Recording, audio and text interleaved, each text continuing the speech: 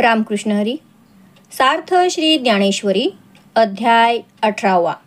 मोक्ष संन्यास विभाग योग. भाग 20. अर्जुन वाच. नष्टो मोहस्मृतिर्लब्धा त्वत्प्रसादान्मयाच्युत. स्थितोऽस्मि गतसन्देहः करिष्ये वचनं तव. अर्जुन म्हणाला, हे अच्युता, आपल्या कृपेने माझा मोह पूर्णपणे नष्ट होऊन गेला आहे आणि मला स्मृती प्राप्त झाली आहे. आता मी संशयरहित होऊन राहिलो आहे आणि तुम्ही जी आज्ञा द्याल ती मी पाळीन. मग अर्जुन म्हणे, काय देव पुसता ती आवडे मोह. तरी तो सकुटुंब गेला जिठाओ. घेऊनी आपला पासी येऊनी दिनकरे. डोळ्या ते अंधारे पुसिजे हे काही सरे. कोणे गावी तैसा तू श्रीकृष्ण राया. आमुची या डोळ्या गोचर हेची काही सयान पुरे तव. वरी लोभे माये पासूनी ते सांगसी तोंड भरूनी. जे काही सेनीही करूनी जाणून ये. आता मोह असे की नाही हे ऐसे जी पुससी काही. कृतकृत्य जाहलो पाही तुझे पणे. गुंतलो होतो अर्जुन गुणे तो मुक्त झालो तुझे पणे. आता पुसणे सांगणे दोन्ही नाही. मी तुझे नि प्रसादे लाधले नि आत्मबोधे. मोहाचे तया कांदे नेदी चौरो. मग अर्जुन देहभानावर येऊन श्रीकृष्णास म्हणाला, तुम्ही मला मोहाची आवड आहे की काय असे विचारले. तर तो मोह आपल्या परिवारासह सर्व अज्ञान घेऊन निघून गेला. सूर्य जवळ आल्यानंतर डोळ्यांस अंधकार दिसतो काय हे म्हणणे कोणत्या बरे गावाला शोभेल. त्याप्रमाणे हे श्रीकृष्णा, तुम्ही आम्हाला प्रत्यक्ष दर्शन दिल्यावर ते मोहाचा नाश होण्यास पुरेसे नाही काय. शिवाय जे कोणत्याही उपायाने जाणता येणार नाही ते आईपेक्षाही अधिक प्रेमाने विस्तारपूर्वक सांगितले आहे. आता मोह आहे किंवा नाही असे जे विचारलेस त्याचे उत्तर असे आहे की तुमचा कृपाप्रसाद मला लाभला आहे, त्यामुळे मी कृतकृत्य झालो आहे. मी अर्जुन आहे अशा अभिमानात मी गुंतून गेलो होतो, पण तुझ्या कृपेने आत्मबोध झाल्याने माझा मोह पूर्णपणे नाहीसा झाला आहे. मी तुझ्या कृपाप्रसादाने प्राप्त झालेल्या आत्मबोधाने मोहाचे मूळ अज्ञान माझ्या ठिकाणी शिल्लक राहू देणार नाही. आता करणे का न करणे हे जेणे उठी दुजेपणे. ते तू वाचुनी तेणे सर्वत्र गा. ये विषयी माझ्या ठाई संदेहाचे नुरेची काही. त्रिशुद्धी कर्म जेथ नाही ते मी जालो. मी तुझे निमज मी पावोनी कर्तव्य गेले निपटूनी. परी आज्ञा तुझी वाचुनी आन नाही प्रभो. का जे दृश्य दृश्याते नाशी जे दुजे द्वेता ते ग्रासी. जे एक परी सर्व देशी वसवी सदा. जयाचे निसंबंधे बंधू फिटे जयाची या आशा आस तुटे. जे भेटल या सर्व भेटे आपण पाची. ते तू गुरु लिंग जी माझे जे एकलेपणीचे विरजे. जया लागी ओलांडीजे अद्वैत बोधू. आपणची होऊनी ब्रह्म सारी जे कृत्याचे काम. मग की जे कानी सीमा सेवा जयाची. गंगा सिंधू सेऊ गेली पावताची समुद्र झाली. ते विभक्ता सेल दिधली निज पदाची. तो तू माझा जी निरूपचारू श्रीकृष्णा सेव्य सद्गुरु. मा ब्रह्मतेचा उपकारू हाची मानी, जे मद तुम्हा आड होते भेदाचे कवाड, ते फेडोनी केले गोड सेवा सुख, तरी आता तुझी आज्ञा सकळ देवाधिदेव राज्ञा, करीन देई अनुज्ञा भलतिये विषयी, यया अर्जुनाची या बोला देवो नाचे सुखे भुलला, म्हणे विश्वफळा झाला फळ हा मज, उणेनी उमचला सुधा करू देखुनी आपला कुमरू, मर्यादा क्षीरसागरू विसरेची ना, ऐसे संवादाचा बहुला लग्न दोघांची या आंतुला, लागले देखोनी झाला निर्भरू संजयो, तेने उचंबळलेपणे संजय धृतराष्ट्रा ते म्हणे, जी कैसे बादरायणे रक्षिलो दोघे, आजी तुमते अवधारा नाही चर्मचक्षु ही संसारा, की ज्ञानदृष्टी व्यवहारा आणिले ती, आजी रथीची रहाटी घेई जो घोडे यासाठी, तया आम्हा या गोष्टी गोचरा होती, वरी झुंजाचे निर्वाण मांडले असे दारुण, दोही हारी आपण हार पिजे जैसे, एवढे जी सांकडा कैसा अनुग्रहो पैगाढा, जे ब्रह्मानंदू उघडा भोगवितसे, ऐसे संजय बोलिला परी न द्रव्ये येरू उगला, चंद्रकिरणी शिवतला पाषाणू जैसा, हे देखोनी तयाची दशा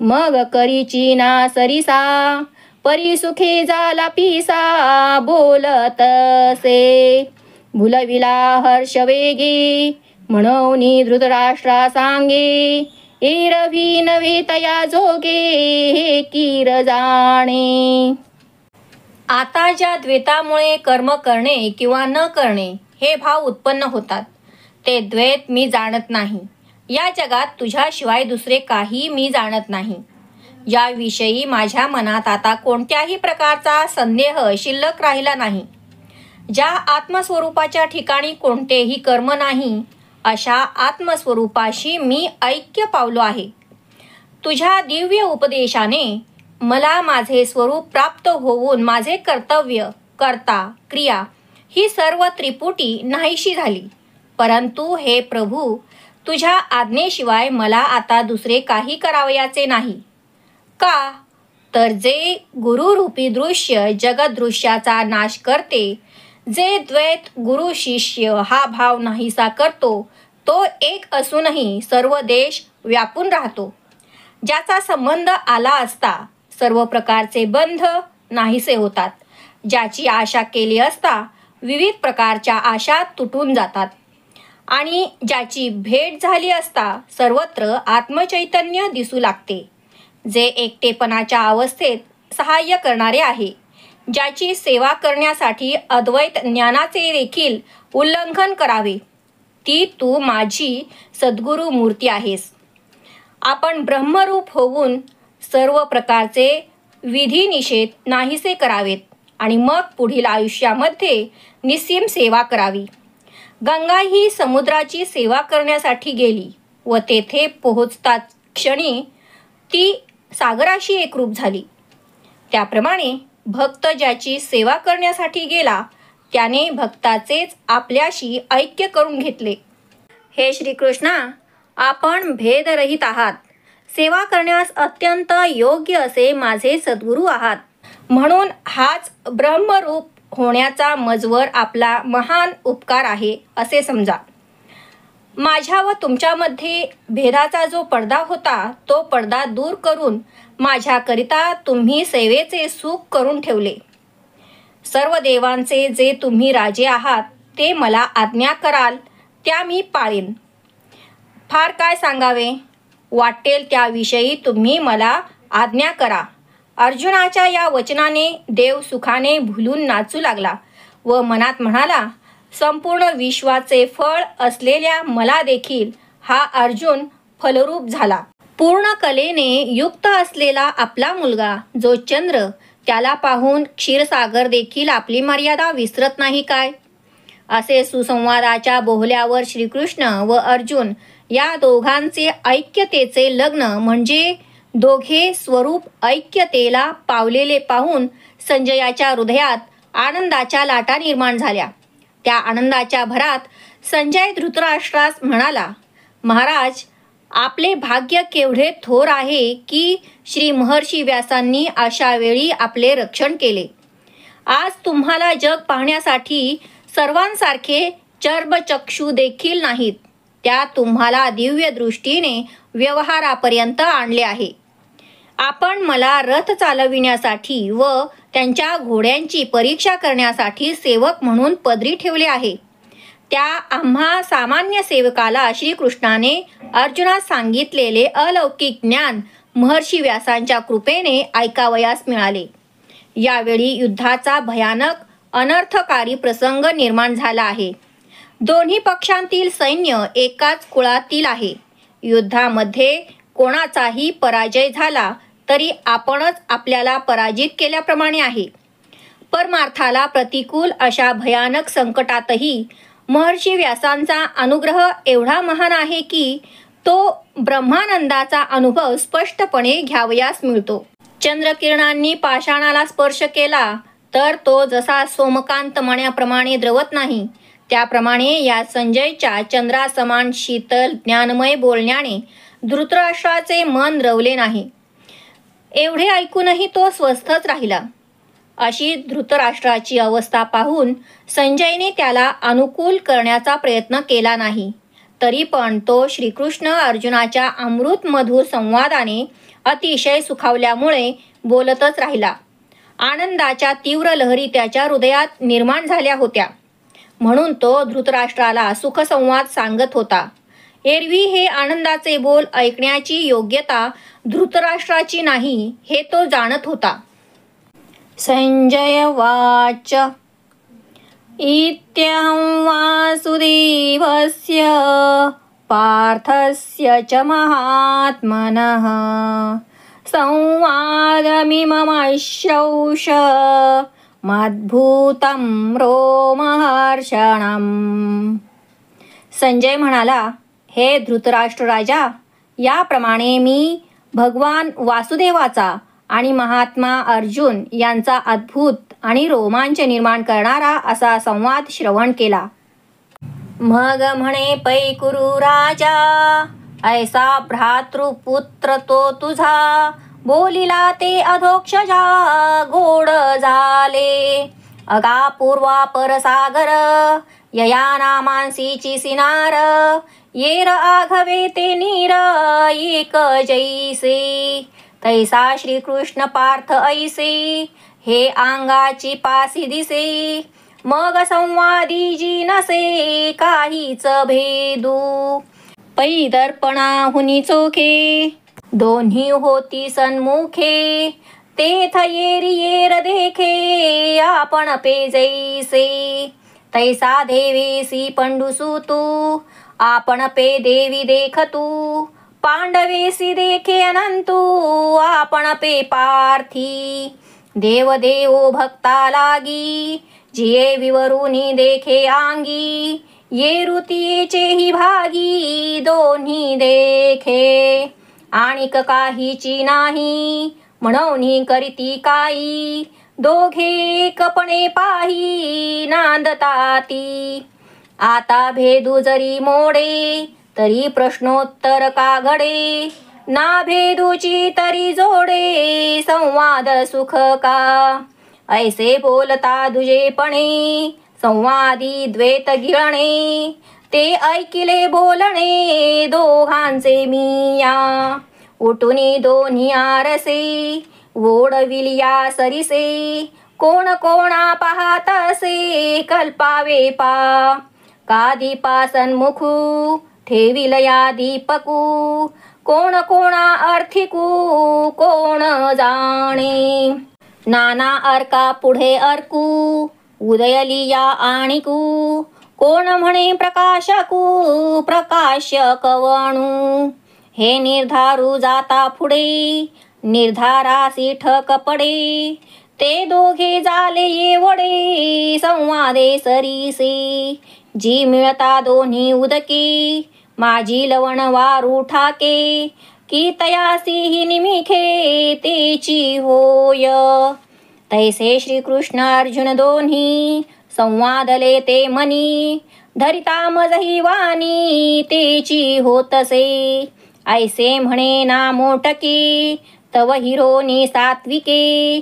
आठवणेला नेणोके, संजयपणाचा. रोमांच जव फरके, तव तव आग सुरके. स्तंभ स्वेदा ते जिंके, एकला कंपू. अद्वयानंद स्पर्शे, दिठीर समय झाली असे. ते अश्रू नव्हती जैसे, द्रवत्वची. नेणो काय न माये पोटी, काय नेणो गुंफे कंठी. वागर्था पडत मिठी, उससाची या. किंबहुना सात्विका आठा, चाचरू मांडता उमेठा. संजयो झाला से चोहटा, संवाद सुखाचा. तया सुखाची ऐसी जाती, जे आपणची धरी शांती. मग पुढती देह स्मृती, लाधली तेने. मग म्हणाला, हे कुरुदेशाच्या राजा धृतराष्ट्रा, तुझ्या बंधूचा मुलगा अर्थात तुझा पुतण्या मोह नष्ट झाला असे म्हणाला. हे बोलणे श्रीकृष्णाला फार गोड वाटले. अहो, पूर्वीकडील सागर आणि पश्चिमेकडील सागर यांच्यात नावाचेच तेवढे अंतर आहे. एरवी सर्व जल एकच आहे. त्याप्रमाणे श्रीकृष्ण व अर्जुन देहाच्या रूपाने भिन्न आहेत, परंतु सुखसंवादाच्या ठिकाणी मात्र कोणताच भेद राहिला नव्हता. आरशापेक्षाही स्वच्छ असे दोन पदार्थ समोरासमोर ठेवल्यावर एकमेकांना एकमेकांचे रूप दिसते. त्याप्रमाणे श्रीकृष्णासह अर्जुन देवाला आपल्यासह पाहत होता आणि श्रीकृष्ण आपल्याला अर्जुनाच्या स्वरूपात पाहत होते. श्रीकृष्ण ज्या ब्रह्मस्वरूपामध्ये देव व भक्तासाठी अवकाश पाहत होते, अर्जुन देखील त्या ब्रह्मस्वरूपात आपल्याला व देवाला अशा दोघांना अवकाशात पाहत होते. या दोघांमध्ये आता कसल्याही प्रकारचा भेद राहिला नव्हता. म्हणून ते दोघे यापुढे सुखसंवाद तरी काय करणार, कारण ते दोघे एकाच ब्रह्मस्वरूपाने नांदत होते. आता भेदच जर उरला नाही तर भेदावर आधारित असलेली प्रश्नोत्तरे घडतील तरी कशाची. आणि प्रश्नोत्तरासाठी भेदच जर शिल्लक राहिला नाही तर संवादापासून प्राप्त होणारे ऐकण्याचे सुख कसे बरे प्राप्त होईल. असे द्वैतपणाने बोलत असता सुखसंवादाने द्वैताचा ग्रास करणारे असे जे दोघांचे बोलणे ते मी ऐकले. दोन स्वच्छ आरसे समोरासमोर ठेवले असता कोण कोणाला पाहतो याची कल्पना तरी कशी बरे करावी. अथवा एका दिव्यासमोर दुसरा दिवा ठेवला असता कोणाला कोणाचा उपयोग आहे हे कोणी जाणावे. अथवा एका सूर्यासमोर दुसरा सूर्य उदयाला आला असता हा सूर्य प्रकाशक आणि हा प्रकाश्य असे कोण बरे म्हणू शकेल. श्रीकृष्ण व अर्जुन हे दोघे संवादाच्या भरात इतक्या ऐक्यास पावले की त्याचा विचार तेथल्या तेथेच थांबतो. दोन नद्यांचे पाणी एकमेकात मिसळत असताना दोघांच्या ओघामध्ये मीठ मध्ये ठेवले तर त्या मिठास एका क्षणामध्ये जसे पाणी व्हावे लागते, त्याप्रमाणे श्रीकृष्ण आणि अर्जुन यांच्यातील सुखसंवादाच्या आठवणीने मीही श्रीकृष्णाशी एकरूप झालो. असे संजय बोलत असताना त्याच्या अंगावर अष्टसात्विक भाव निर्माण झाले आणि आपण संजय आहोत ही भावना देखील संपून गेली. जसजसे अंगावर रोमांच उभे राहत होते तसतसे त्याचे शरीर संकुचित होत होते.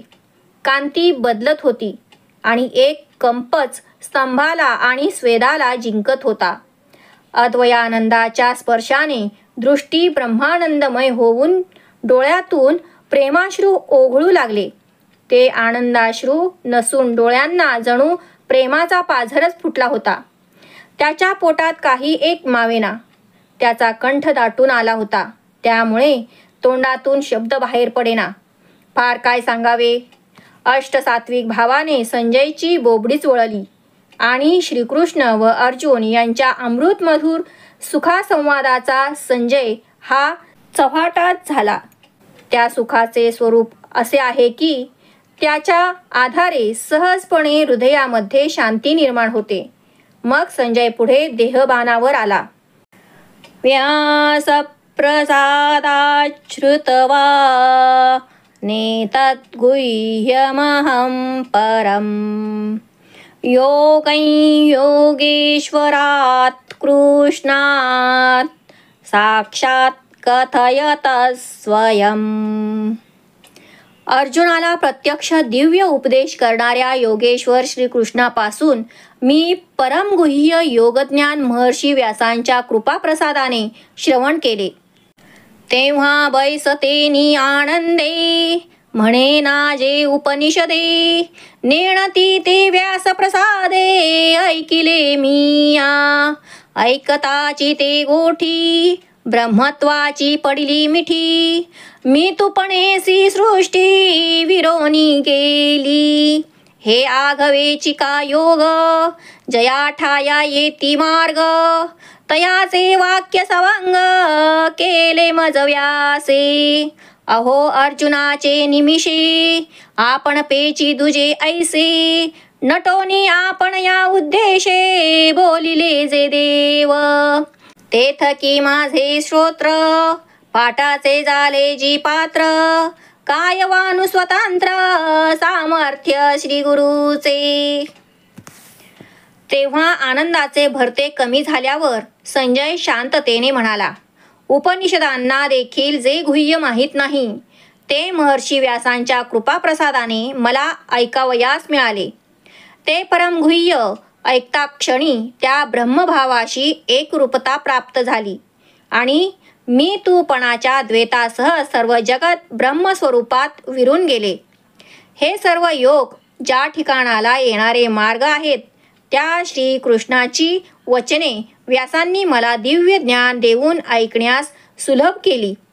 अहो महाराज, अर्जुनाच्या निमित्ताने आपणच जणू काही दुसरे अर्जुन बनून आपणासाठी जे देव बोलले ते श्रवण करण्यासाठी माझे कान अधिकारास प्राप्त झाले आहेत. सद्गुरूंच्या अलौकिक सामर्थ्याचे मी काय वर्णन करू. राजन् संस्मृत्य संवादमिममद्भुतम् केशवार्जुनयोः पुण्यं हृष्यामि च मुहुर्मुहुः.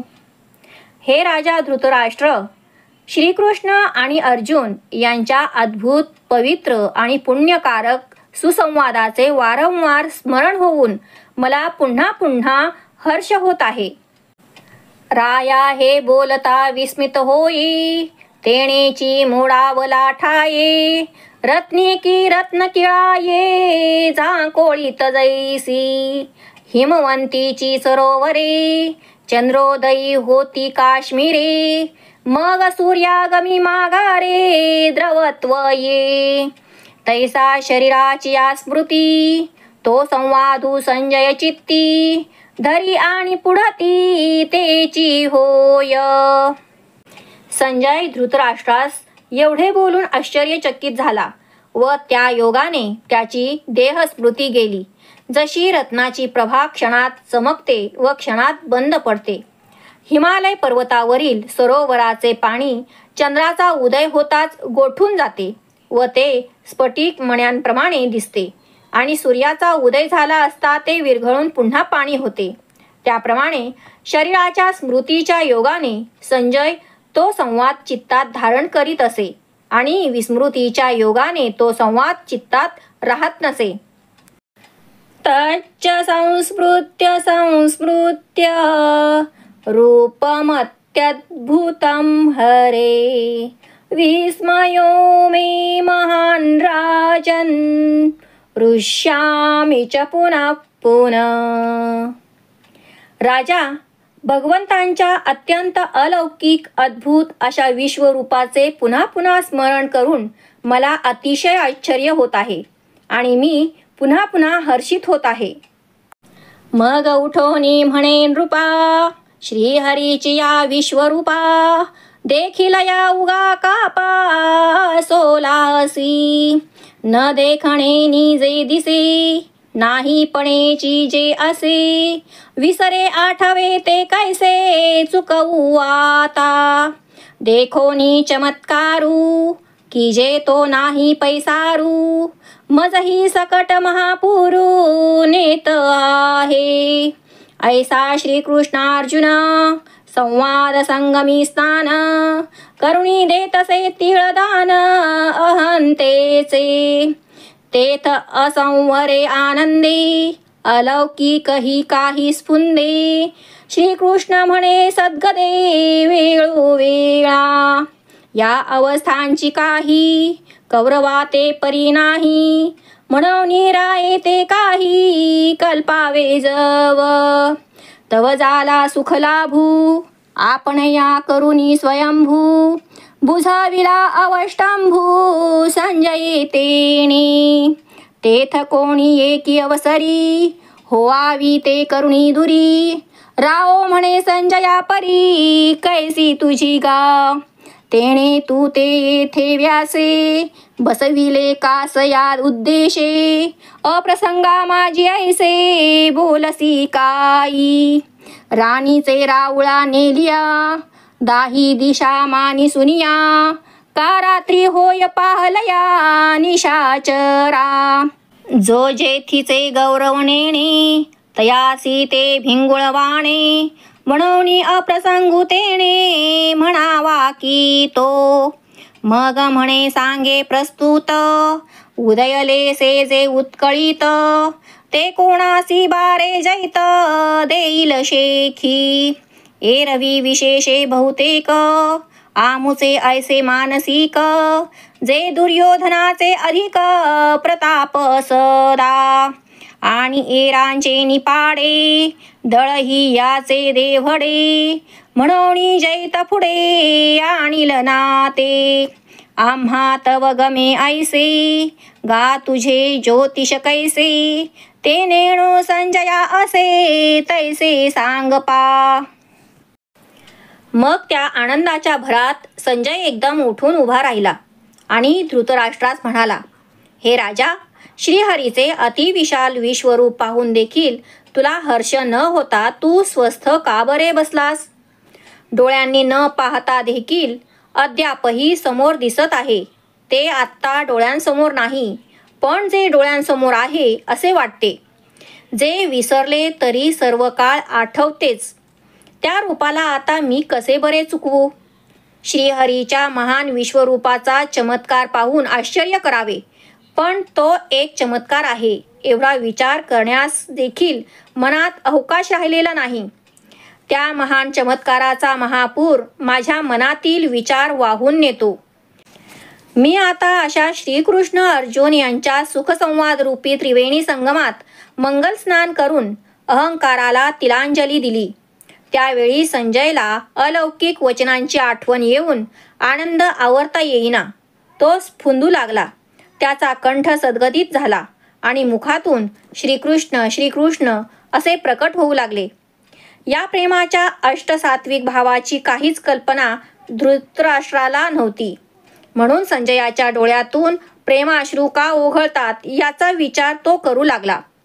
तोच संजयाने स्वतःला झालेल्या सुखाचा लाभ आपल्या ठिकाणी स्थिर केला आणि अष्टसात्विक भाव शांत होऊन तो देहभानावर आला.